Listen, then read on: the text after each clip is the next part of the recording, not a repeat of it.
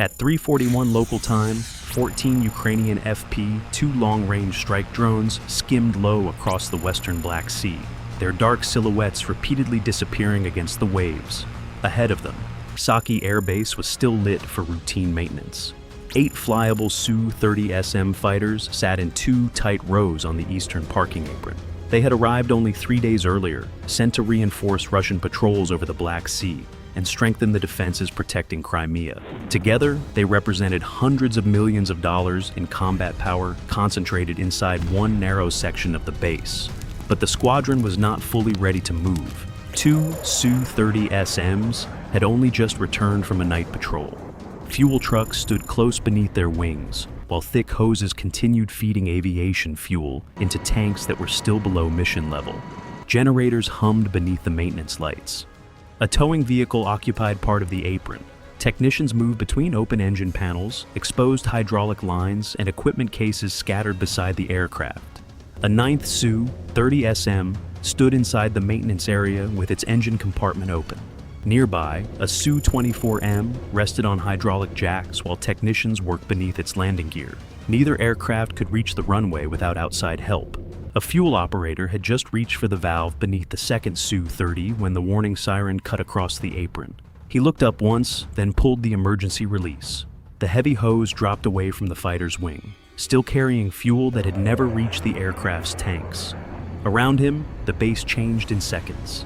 Technicians abandoned open engine panels. Power cables were dragged clear. Pilots climbed into their cockpits. The first turbine began rising above the generators and the siren. Out over the Black Sea, the first 3 FP-2s climbed. Their engines pushed harder. Their radar signatures brightened against the open sky, and warning symbols appeared one after another inside the Russian command post. The clearest flight path pointed directly toward the aircraft parking area. The lead group was now less than 20 miles from Saki. 8 fighters could still reach the runway. 2 could not move, and all 14 FP-2s were still closing.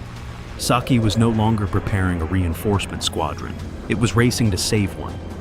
At 3:44, a radar operator inside Saki's command post widened the display. 3 FP-2s held steady at higher altitude, bright and easy to track. Behind them, weaker contacts flickered close to the Black Sea, vanishing inside the surface clutter before appearing again several miles closer. Through the windows below, 8 Su-30SMs were still packed into the eastern apron. The commander watched one fuel hose fall away from a fighter, while another aircraft remained connected beneath the wing. If the first jets were not moving within 2 minutes, the last aircraft could still be on the runway when the drones reached Saki. Leaving the squadron on the ground preserved fuel. It also left more than $300 million in combat aircraft concentrated inside one strike zone. Sending them into the air removed that danger, but only by exchanging it for another. Both fighters that had returned from patrol were still below mission fuel. One had barely enough for another hour of economical flight. The alternate airfields had not been warned, and no one knew whether the alert would last 10 minutes or much longer. The 14 drones may have cost less than $1 million combined. One Su-30SM was worth dozens of times more. The commander looked from the radar screen to the apron below. Waiting preserved fuel. Launching gave the squadron a chance to survive. If he waited and lost the squadron, there would be no explanation strong enough to defend the decision. His hand closed around the radio. Launch every aircraft that can move. Across Saki, every ground crew received the same order. 8 fighters now had to reach the runway before the FP-2s reached the base. At 3:47, the sirens were still echoing across Saki.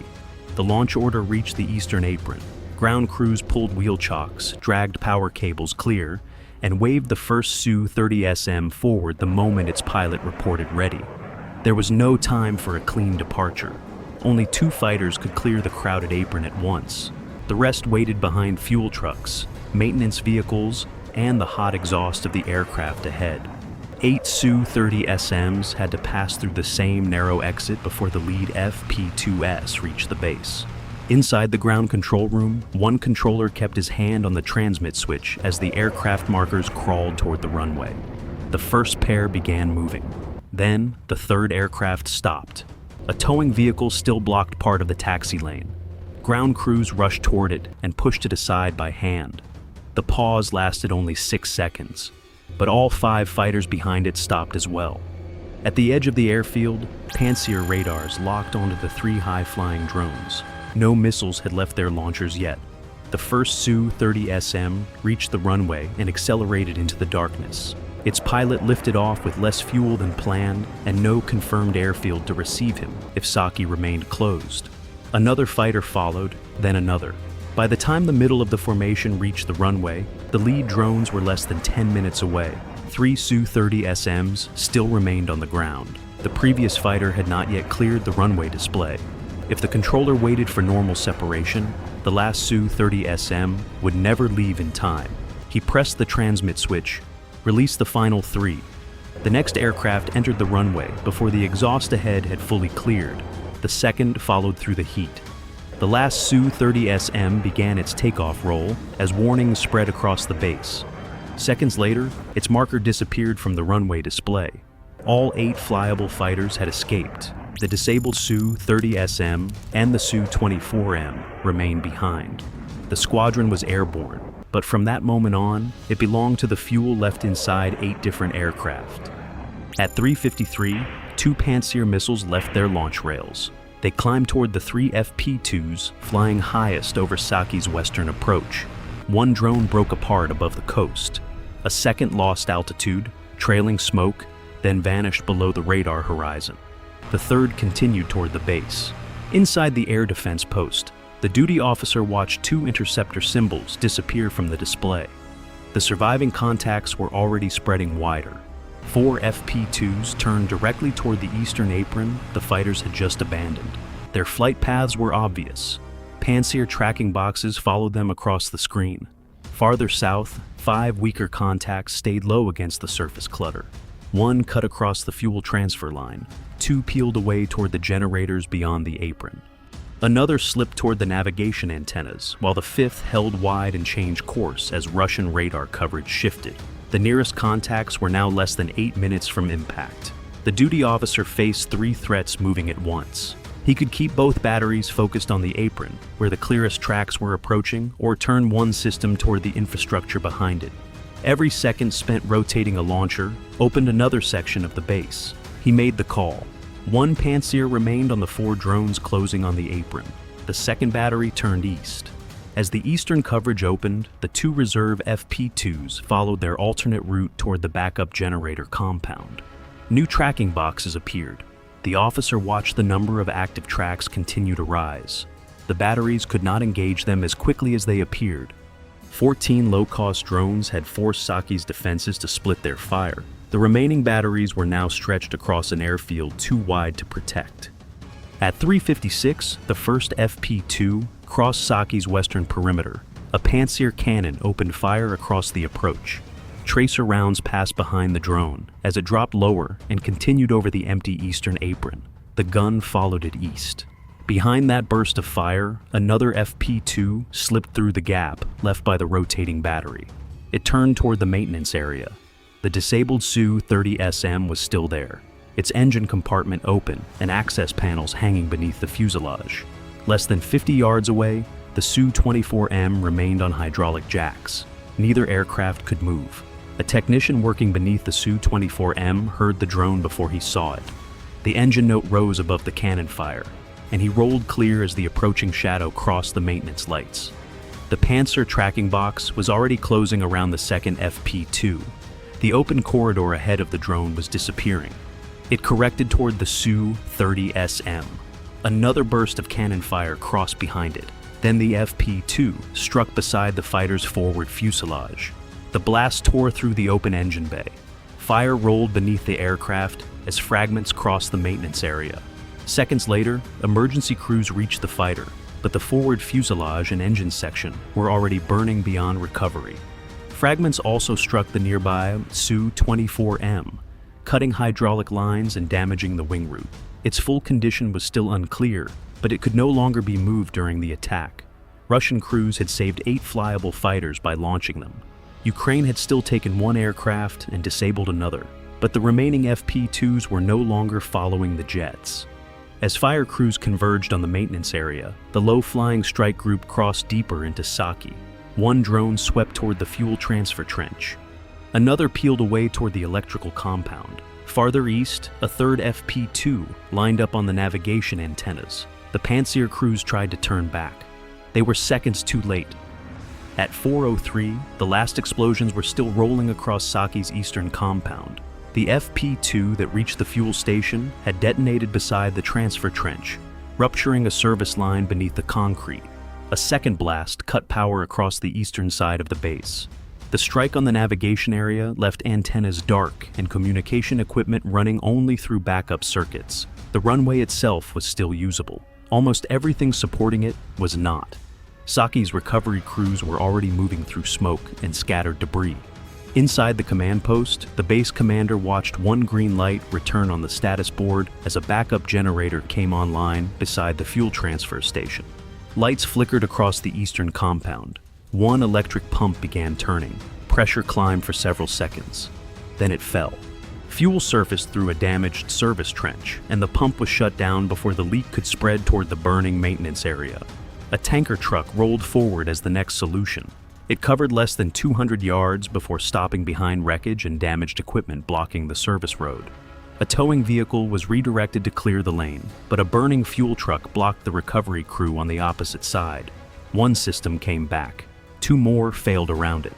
Communications returned through a backup cable. Ground control could speak to the fighters again.